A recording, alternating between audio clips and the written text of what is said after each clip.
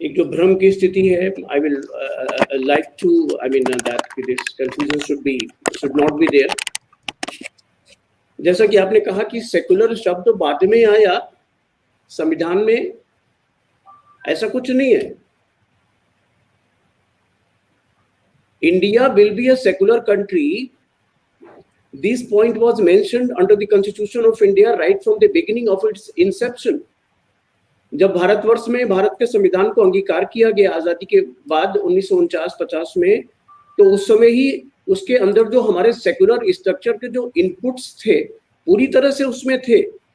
जैसा कि हमारे एडवोकेट साहब ने मेंशन किया, अशोका जी ने मेंशन किया कि अगर हम आर्टिकल 25, 26, 27, 28 तक जाएं, और अगर हम फ्रीडम ऑफ रिलीजन की बात करें आर्टिकल 19 में जो था प्रश्न, उसको लेकर के हम 25, 6, 28 में लेकर के आए, तो Indian citizens were conferred with the freedom of religion. और उस फ्रीडम ऑफ रिलीजन में तुम हिंदू ही हो या तुमको हिंदू माना जाएगा बोल करके ऐसी कोई बाध्यता नहीं थी। हमारे बाबा साहब अम्बेडकर ने इन सब सारी चीजों को डाल करके वहां पर एक धार्मिक आजादी लोगों को मुहैया कराई कि राज्य का कोई धर्म नहीं होगा और भारतवर्ष के जो नागरिक होंगे वहां जो प्रचलित जितने भी धर्म होंगे उन धर्मों को मानने के लिए स्वतंत्र होंगे, और राज्य उनके ऊपर कोई धर्म नहीं थोपेगा, सरकार उनके ऊपर कोई धर्म नहीं थोपेगी। पता चला कि हिंदूवादी सरकार आ गई तो सारे के सारे को हिंदू मानना पड़ेगा, और अगर कोई हिंदूवादी सरकार नहीं है तो फिर पता चला कोई और धर्म मानना पड़ेगा। इस तरह की कोई बाध्यता नहीं है, that is a fundamental right. लेकिन हाँ, सेक्युलर ढांचा तो हमारा शुरू से था, संविधान के अमल में लाने के समय से था।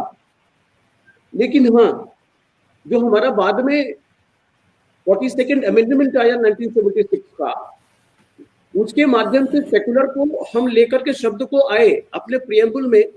उसके पीछे पर्पस ये था क्योंकि उस समय हमारे सामने केशवानंद भारती का केस आया था, गोलकनाथ का केस आया था, जिसमें बेसिक स्ट्रक्चर की परिकल्पना की गई थी, और बेसिक स्ट्रक्चर की परिकल्पना करके वहां पर यह किया गया था कि जो संविधान के मूलभूत ढांचे होंगे उस पर कोई सरकार उसमें संशोधन नहीं कर सकेगी, amendments can not be done. तो keeping this fact in mind कि कल को कोई ऐसी सरकार आए भारतवर्ष में और सेक्युलर ढांचे को छिन्न भिन्न कर दे जो कि बाबा साहब ने बनाया, उसको ध्यान में रखते हुए जो आर्टिकल 46 अमेंडमेंट जो है उसका एक बहुत महत्वपूर्ण भूमिका हो जाती है कि उससे इसको सेक्युलर ढांचे को संविधान का संशोधन करके आप लेकर के आए, प्रियम्बल में लेकर के आए, और जैसे ही प्रियम्बल में लेकर के आए तो वो सेक्युलर शब्द जो है हो गया बेसिक स्ट्रक्चर हो गया, मूलभूत ढांचा हो गया। अब कोई सरकार उसका संशोधन नहीं कर सकती थी, इतनी आसानी से बदलना पड़ेगा संविधान को। तो ये पर्पज उसके पीछे ये था। तो सेक्युलर शब्द बाद में नहीं आया, बेसिक ढांचा की आवश्यकता के रूप में आर्टिकल 42 के अमेंडमेंट करके 1976 में संविधान की प्रस्तावना में शामिल किया गया, जिससे कि उसको बेसिक ढांचे का रूप प्रदान किया जा सके, जिससे कि आने वाली सरकारें उसमें कोई छेड़छाड़ ना कर सके। अदरवाइज सेक्युलर स्ट्रक्चर जो था हमारा संविधान के आने के समय से ही था। जी। और रह गई राजनीतिक ध्रुवीकरण की बात, तो राजनीतिक ध्रुवीकरण में कुल मिलाकर के अब प्रश्न ये होता है कि आप रिलीजियस डेमोक्रेसी हैं या सेक्युलर डेमोक्रेसी।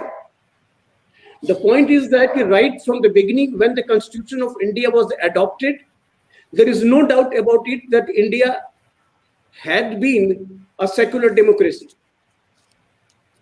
अगर आप रिलीजियस डेमोक्रेसी हैं तो आपको घोषित करना पड़ेगा कि आप हिंदू राष्ट्र हैं। लेकिन घोषित करके देखिए, जब संविधान में हिंदू राष्ट्र की कोई परिकल्पना ही नहीं की गई है तो हिंदू राष्ट्र बनाएंगे बोल करके या हिंदू के नाम पर हमें तुम वोट दो तो हम तुम्हारी सरकार बनाएंगे, तुम्हारे हम सारी उसको डिमांड्स को पूरी करेंगे, तो और दूसरे हिंदू धर्म मानने वाले लोगों का क्या होगा? Democracy means every person, weather he is Hindu, weather he is Muslim, weather he is Christian, whether he is Juristine, whether he is Buddhist or whether he is Jainism, every person has been given equal right to vote. तो आप polarise कर रहे हो सिर्फ इसलिए कि polarisation का एक चलन चल पड़ा कि अगर मेजॉरिटी हिंदू है, and democracy means majority, and if you are getting a majority vote then of course you understand that you will be in a government. तो आपने हिंदू का जो बहु संख्या जो थी उसको आपने पोलराइज करना शुरू कर दिया कि अगर आप इसको पोलराइज कर लेंगे तो आपको दूसरे धर्म के जो नागरिक हैं उनकी परवाह नहीं करेंगे, आप उनके वोट की परवाह नहीं करेंगे, तो आप उस तरह से पोलराइज करना शुरू करते हैं। और पोलराइज करके एक ऐसी धर्म की आस्था बहा करके चलते हैं जहां पर कि कहा जाता है कि धर्म के नाम पर तो आदमी अंधा हो जाता है। Religion is an opium. आप उनको एक ओपियम का टेस्ट दे दीजिए, फिर वो आदमी अंधा हो गया, पगला गया, और जहां कहिए वहां बटन दबा के चला आएगा।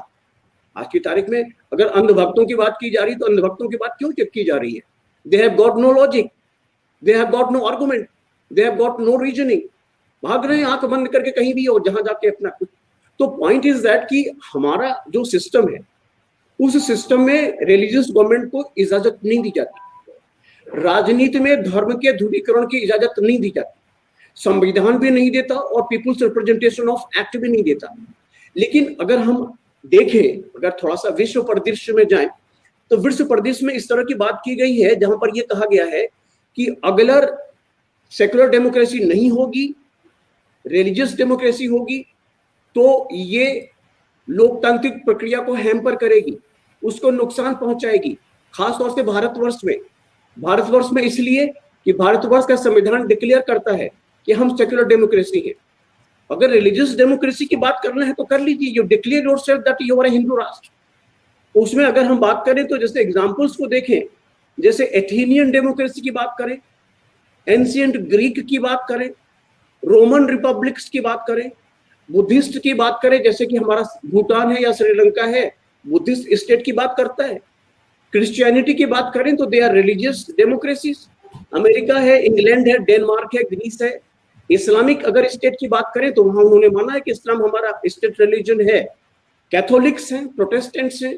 इस्लाम में भी आप देखेंगे बहुत से रिलीजियस ग्रुप्स हैं, शियाज हैं, सुन्नीज हैं।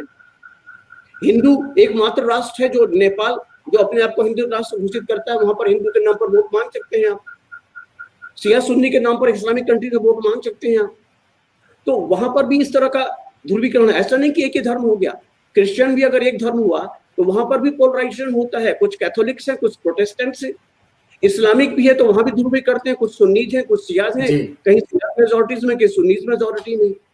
तो पॉइंट ये है कि आपने जो सवाल किया कि राजनीतिक ध्रुवीकरण क्यों किया जाता है, राजनीतिक ध्रुवीकरण इसलिए किया जाता है, जैसा कि हमारे अशोक जी ने भी मेंशन किया, जैसा कि हमारे प्रोफेसर नरेंद्र जी ने भी मेंशन किया, कि जैसे कि अब तक अगर राजनीति की आप आजादी से बात अब तक देखें, या तो कांग्रेस की सरकार रही या तो बीजेपी की सरकार रही। बीजेपी की सरकार स्पष्ट रूप से अपने घोषणा में कहती है कि हम हिंदू राष्ट्र बनाने की बात करते हैं और हम मंदिर भी बनाएंगे। तो आप तो रिलीजन को मिक्स कर रहे हैं राजनीति में, और रिलीजन को राजनीति में मिक्स करने की आपकी इसलिए व्यवस्था है कि आप भारत के मेजॉरिटी के जो हिंदू फीलिंग के लोग हैं, वो चूंकि बहुसंख्य हैं, आबादी में है, लोकतंत्र बहुसंख्या का मतलब होता है अगर आप उनको पोलराइज करके उनका वोट ले लेंगे तो आपकी राजनीतिक गुणाभाग से ही लगता है कि आपको कोई हरा नहीं पाएगा। रह गई बात कि क्यों होता है, वो इसलिए होता है कि कांग्रेस जैसे आई सेकुलरिज्म की बात तो करती रही है।